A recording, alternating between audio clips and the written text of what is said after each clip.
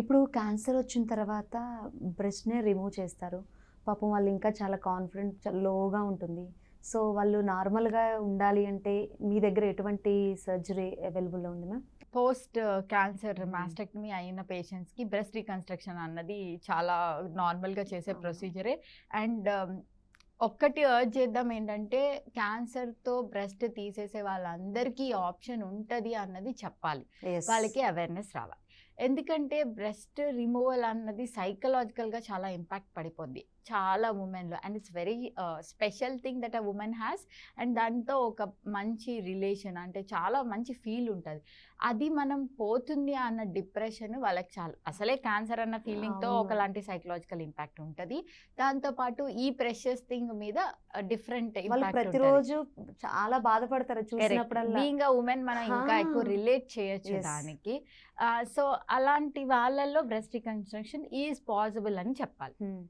కానీ first aim ఏంటంటే cancer పేషెంట్స్లో full cancer తీసేయడం అన్నది, డిసీజ్ని రిమూవ్ చేయడం అన్నది చాలా ఇంపార్టెంట్. దాని తర్వాత రీకన్స్ట్రక్టివ్ ఆప్షన్స్. ఒక్కొక్కసారి ఏంటంటే మనం ఎప్పుడు సర్జికల్ ఆంకాలజిస్ట్ ఎవరైతే క్యాన్సర్ స్పెషలిస్ట్ ఉంటారో వాళ్ళు మాకు కన్సల్టేషన్కి ఓహో. పంపిస్తారు. సో మేము అది అసెస్ చేసి వీళ్ళల్లో రీకన్స్ట్రక్షన్ పాసిబుల్లా కాదా అన్నది చెప్తాం. రీకన్స్ట్రక్షన్ పాసిబుల్ అంటే వాళ్ళు మాకు చెప్తారు. సో వాళ్ళకి కీమోథెరపీ ఇవ్వచ్చు, రేడియోథెరపీ ఇవ్వచ్చు, రిసెక్షన్ ఒకటే చేయొచ్చు, అట్లా చాలా మల్టీ మోడల్ థెరపీస్ ఉంటాయి. వాళ్ళ దాన్ని బట్టి మేము మా రికన్స్ట్రక్షన్ని మార్చుకుంటాం. ఒక్కొక్కసారి సింగిల్ స్టేజ్, అంటే వాళ్ళు చేసే టైంలోనే వాళ్ళ సర్జరీ అయిపోయిన తర్వాత మేము వెళ్ళి రికన్స్ట్రక్షన్ చేస్తాం. రెండోది పోస్ట్ సెకండరీ రికన్స్ట్రక్షన్, అంటే వాళ్ళు చేసేసి వాళ్ళ ట్రీట్మెంట్ అయిపోయి డిసీజ్ ఫ్రీ ఇస్తే అప్పుడు మేము రికన్స్ట్రక్షన్ చేస్తాం. So that is fully possible.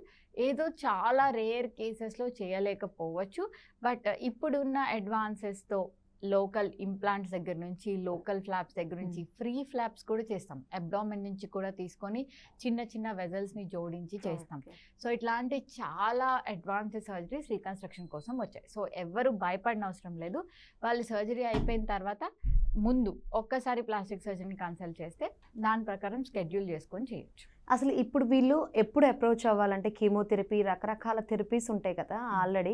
So వీళ్ళు ఎప్పుడు మిమ్మల్ని వచ్చి అప్రోచ్ అవ్వాలి సో అంటే? యూజువల్గా వాళ్ళు వెళ్ళే సర్జికల్ ఆంకాలజిస్ట్తో పాటు ఒక ప్లాస్టిక్ సర్జన్ అసోసియేట్ అయి ఉంటారు. మా దగ్గర అపోలోలో వీ హ్యావ్ దట్. సర్జికల్ ఆంకాలజిస్టే మా దగ్గరికి పంపిస్తారు. పంపించినప్పుడు మేము వాళ్ళకి కౌన్సిల్ చేస్తాం. సో మేమిద్దరం డిస్కస్ చేసుకుంటాం వాళ్ళకి ఎప్పుడు రికన్స్ట్రక్షన్ చేయాలి అని. కొంతమందికి సర్జరీ ఒక్కటే ఇది అని మీరు ఆన్ టేబుల్ చేసుకోవచ్చు అంటే ఒకే సర్జరీలో వాళ్ళు అయిపోయిన తర్వాత మేము చేయొచ్చు.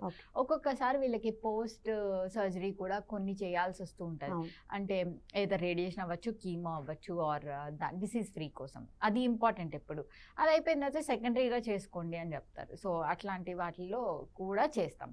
సో ఇప్పుడున్న అడ్వాన్సెస్లో బ్రెస్ట్ రికన్స్ట్రక్షన్ పోస్ట్ మాస్టెక్టమీ చాలా ఫ్రీక్వెంట్గా చేస్తాము. అండ్ ఎవరు వరీ అవ్వనవసరం లేదు. సో ఇది అఫోర్డ్ చేయగలరా మ్యామ్ ఎవరు ప్రతి ఒక్కరు? సో కాస్మెటిక్ సర్జరీ అంటేనే అందరిలో ఒక భయం ఫస్ట్, ఇది అఫోర్డబుల్లా కాదా అని. సో ఇవి చాలా చేసే ప్రొసీజర్స్ కంటే కూడా చాలా అఫోర్డబుల్గానే ఉంటాయి.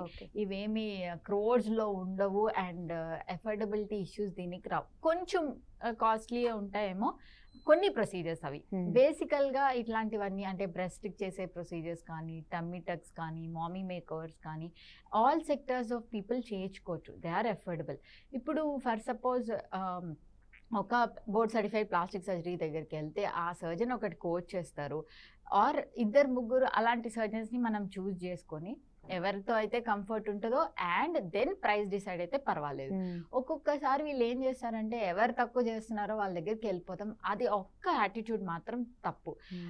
ఆ యాటిట్యూడ్ వల్ల ఏమవుతుంది అంటే చాలా తక్కువకి ఎంతో అన్క్వాలిఫైడ్ పీపుల్ క్వాక్స్ చేస్తున్నారు. అలాంటి వాళ్ళ దగ్గరికి వెళ్ళొద్దు.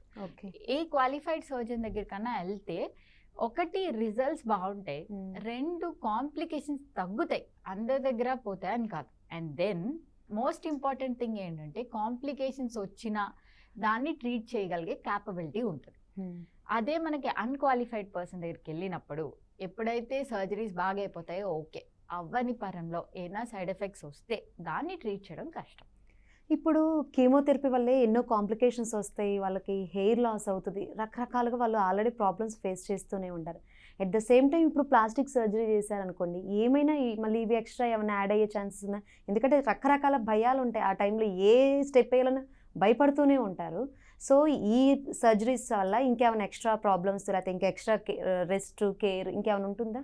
ఎక్స్ట్రా కేర్ దీనివల్ల వచ్చే కాంప్లికేషన్స్ ఏముండవు. మనం ప్లాస్టిక్ సర్జరీలో బ్రెస్ట్ రీకన్స్ట్రక్షన్ చేయడం వల్ల కొత్తగా వచ్చే కాంప్లికేషన్స్ ఏముండవు.